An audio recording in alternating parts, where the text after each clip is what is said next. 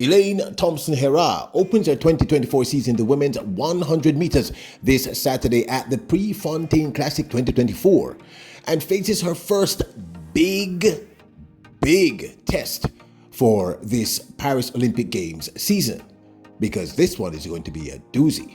Welcome back to the channel, people. Welcome back to the channel. If this is your first time here, thank you for making it Peter Lloyd World. Go ahead, please hit the subscribe button so we can continue to grow. When you do that, hit the notification bell so you know when the next video drops. You drop a video at least once a day here in Peter Lloyd World. Also, if you enjoy the content, please hit the like button and finally leave your thoughts. So, ready? Yet? Good to go. Well, they're known as the Big Three in Jamaica. Shelly-Ann Fraser-Pryce. Then there is this young lady, Shericka Jackson, and of course, Elaine Thompson Herah. Now, all three have delayed the start of their 2024 season, this being the Paris Olympic Games season. These three women are considered three of the best female sprinters in the world. Shericka Jackson opened her season first of the big three in what one would call a soft landing, running the 100 meters at the all-comers at the National Stadium with a strong lineup, but a lineup that did not feature any of the top 5 female sprinters on earth. She did the same thing in the 200 meters, not recently, and of course did very well. She did, however, face down Switzerland's Mujinga Kambunji. Now, this weekend, the second of the big three out of Jamaica in the women's 100 and 200 meters, the remarkable double gold medalist from 2 Olympic Games, the great Elaine Thompson Herah, finally opens her season, but this one is going to be a doozy. This is not a soft landing, people. This is a first big test because she takes on some of the biggest names in the game. Now, the last time she was at the Prefontaine Classic, meaning Elaine Thompson Herah, she dominated. This was in 2022 in the women's 100 meters.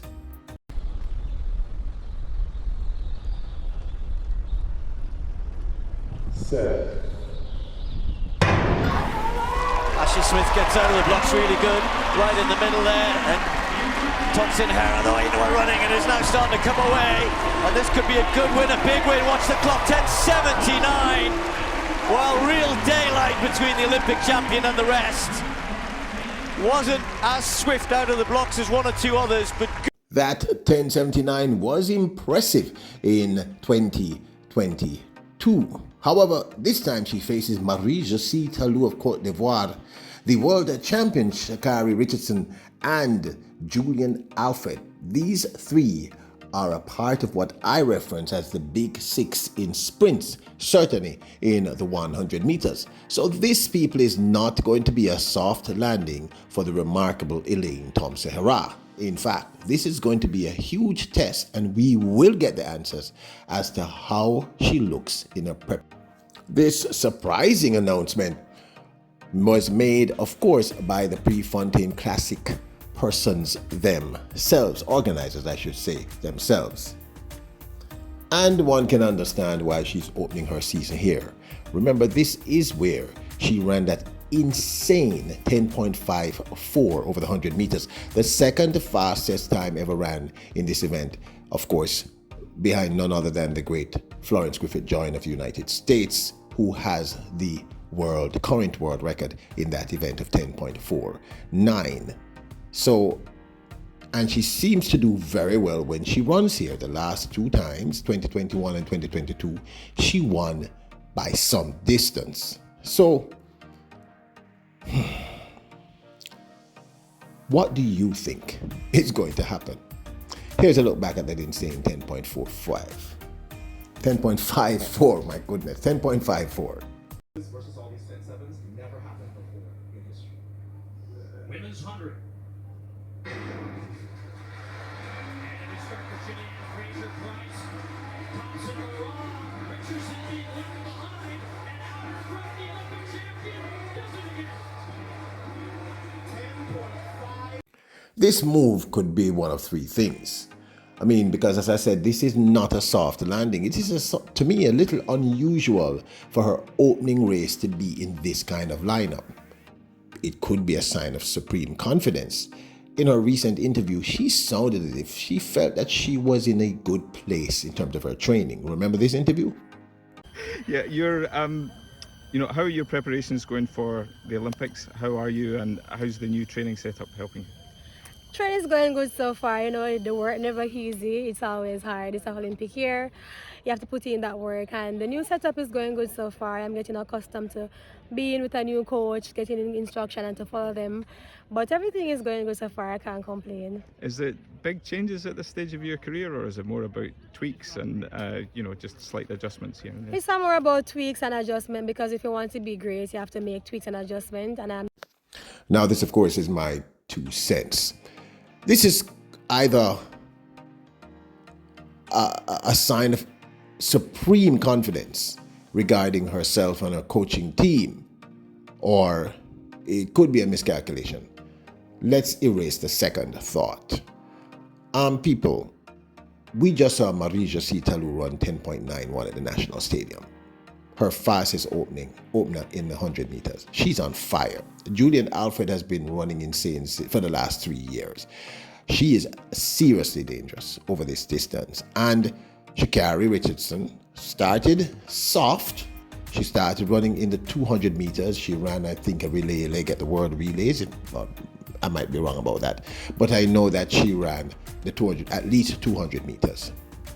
So her start has also been a soft start. When I say a soft start, I mean you're running against athletes who are world-class athletes, but they're not in that top 5, top 6, top 7. This is the first clash we're going to actually see between athletes of this level. This is the first big race in the women's 100 meters for the 2024 season. I want you to understand it, underline that. We're seeing Julian Alfred, we're seeing Marie-Josée Tallou, we're seeing Sha'Carri Richardson, the current world champion, and we're seeing Elaine Thompson Herah in one race. So we're going to have a realistic perspective of these 4 athletes, and these are 4 of the top 6 female 100-meter sprinters on the planet Earth as we speak.